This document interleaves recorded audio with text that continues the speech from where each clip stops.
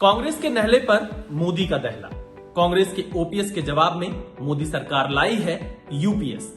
आखिर हम ऐसा क्यों कह रहे हैं, आपको बताएंगे इसके 5 बड़े कारण। लेकिन उससे पहले आपको उन लोगों को भी सुन लेना चाहिए जो इस फैसले के बाद झूम उठे। 2004 से पहले जो अमाउंट मिलता था वो 1200, 1300, 1400 रुपए बहुत कम मिलता था।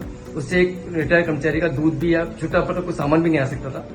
यह स्वागत योग्य है और इसका हम तहे दिल से स्वागत करते हैं और सरकार का बहुत बहुत धन्यवाद। इससे युवाओं का जो आने वाले भविष्य में सेवानिवृत्त होने जा रहे हैं उनका भविष्य सुरक्षित होने का काम हुआ है। आज कर्मचारी कह रहे हैं शुक्रिया मोदी। दरअसल भारत की राजनीति में पुरानी पेंशन एक बहुत बड़ा मुद्दा रहा है, चाहे वो लोकसभा के चुनाव हो या राज्यों में विधानसभा के चुनाव। पिछले कुछ सालों में हमने ओल्ड पेंशन स्कीम यानी पुरानी पेंशन योजना के मुद्दे को बहुत जोर शोर के साथ सुना है। कांग्रेस समेत तमाम विपक्षी दल ओल्ड पेंशन स्कीम के मुद्दे को चुनावी मुद्दा बनाती रही हैं और कई बार तो जो कांग्रेस की जिन राज्यों में सरकारें रही वहां पर इसे लागू करने की घोषणा भी की गई थी, जैसे राजस्थान या हम पंजाब की बात कर लें, झारखंड की बात कर लें, छत्तीसगढ़ की बात कर लें, इन राज्यों में। लेकिन पुरानी पेंशन योजना कहीं ना कहीं भारतीय राजनीति में एक चुनावी मुद्दा जरूर बनती रही है। कांग्रेस ने अपना जब जनरल इलेक्शंस का मैनिफेस्टो दिया, क्या उसमें ओपीएस था? नहीं था। कांग्रेस ने अपने मैनिफेस्टो में ओपीएस की बात नहीं रखी थी।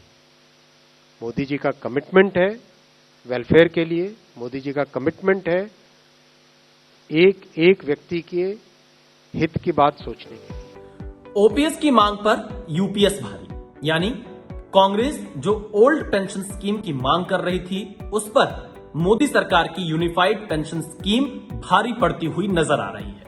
प्रधानमंत्री नरेंद्र मोदी के नेतृत्व में कैबिनेट ने यूपीएस को मंजूरी दी है और इस मंजूरी के बाद ही जो कर्मचारी वर्ग है उसमें खुशी देखने को मिली है। यहां तक कि कर्मचारी यूनियन के जो नेता हैं शिव गोपाल मिश्रा, वो भी इस कदम की तारीफ कर रहे हैं। पहली बार ऐसा हुआ है कि किसी भी प्रधानमंत्री ने national council JCM staff side को इनवाइट किया बात करने के लिए, इंटरेक्शन के लिए।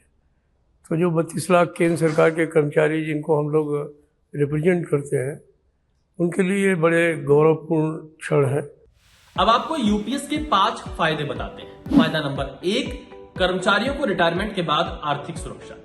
केंद्र सरकार में लगभग 23 लाख कर्मचारियों को एक बड़ी सौगात यूपीएस के तौर पर मिली है, यानी जब वो रिटायर होंगे तो उन्हें जो उनका मूल वेतन है उसका 50% पेंशन के तौर पर गारंटी मिलेगा।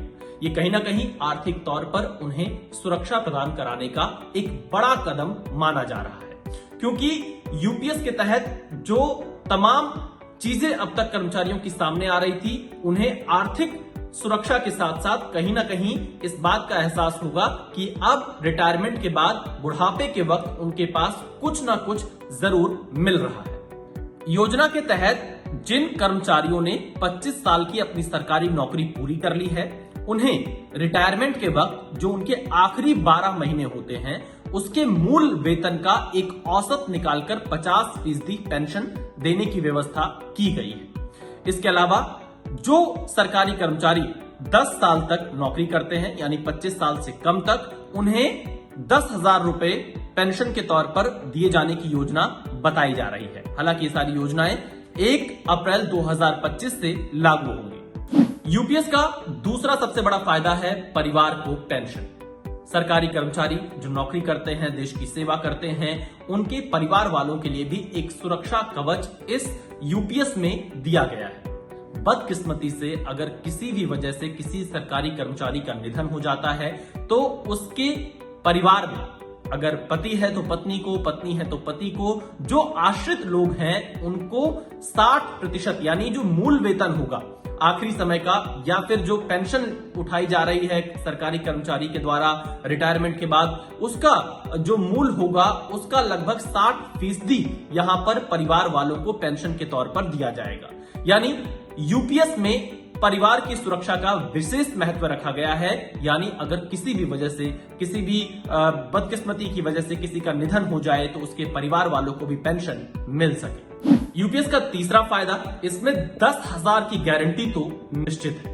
यानी अगर आपने सरकारी नौकरी ज्वाइन की है और आप किन्हीं कारणों से 25 साल तक नौकरी नहीं कर पाते हैं, मात्र 10 साल तक आप कहीं नौकरी कर पाए या 12 साल तक कर पाए, 15 साल तक कर पाए, 20 साल तक कर पाए, 24 साल तक कर पाए, तो ऐसी स्थिति में आपको 10,000 रुपए गारंटी वाली पेंशन जरूर मिलेगी।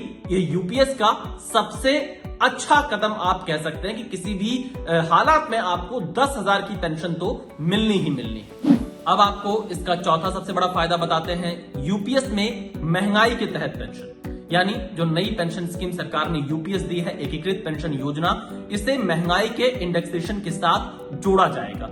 यानी आने वाले दिनों में आप देखेंगे कि जो पेंशन आपको मिल रही है या जो फैमिली पेंशन मिल रही है, उसमें महंगाई का भी ख्याल रखा जाएगा। मार्केट के हिसाब से भी उसमें तमाम चीजें हमें बढ़ती हुई नजर आ सकती है। यूपीएस का पांचवा फायदा है कि ग्रेच्युटी की राशि कम नहीं होगी, यानी आपको जो एकमुश्त ग्रेच्युटी मिलती है वो आगे भी मिलती रहेगी यूपीएस स्कीम के तहत। इसके अलावा इसमें अगर हम आपको और ज्यादा जानकारी दें, इसका फायदा यही है कि रिटायरमेंट के अवसर पर कर्मचारियों को दी जाने वाली ग्रेच्युटी की राशि के अतिरिक्त प्रत्येक कर्मचारी को रिटायरमेंट पर एकमुश्त भुगतान भी हासिल होगा। कर्मचारी की प्रत्येक 6 माह की सेवा अवधि के लिए उसके अंतिम मासिक वेतन यानी रिटायरमेंट के वक्त मिलने वाली बेसिक सैलरी और महंगाई भत्ते का जोड़कर 10% भुगतान किया जाएगा। इस एकमुश्त भुगतान से निश्चित पेंशन की राशि या मात्रा कम नहीं की जाएगी। माना जा रहा है कि अगर राज्य सरकारों ने भी इस योजना का विकल्प अपने कर्मचारियों को दिया तो यह तादाद बढ़कर 90 लाख हो सकती है। यूपीएस को लागू करने का ऐलान यहां पर मोदी सरकार की तरफ से कर दिया गया है। हालांकि ये लागू 1 अप्रैल 2025 से होगा, लेकिन अगर यूनिफाइड पेंशन स्कीम को केंद्र सरकार के साथ साथ राज्य की सरकारें भी लागू करती हैं तो लगभग 90 लाख कर्मचारियों को इससे बड़ा फायदा होने वाला है। इससे जहां कर्मचारियों को बड़ी सहूलियत और बड़ा सहारा मिलेगा रिटायरमेंट के बाद, तो वहीं दूसरी तरफ ये जरूर कहा जा सकता है कि चुनावी राज्यों में भी यह मोदी सरकार का एक बड़ा मास्टर स्ट्रोक है। एनडीटीवी ऑनलाइन की रिपोर्ट के लिए मैं विशाल पांडे।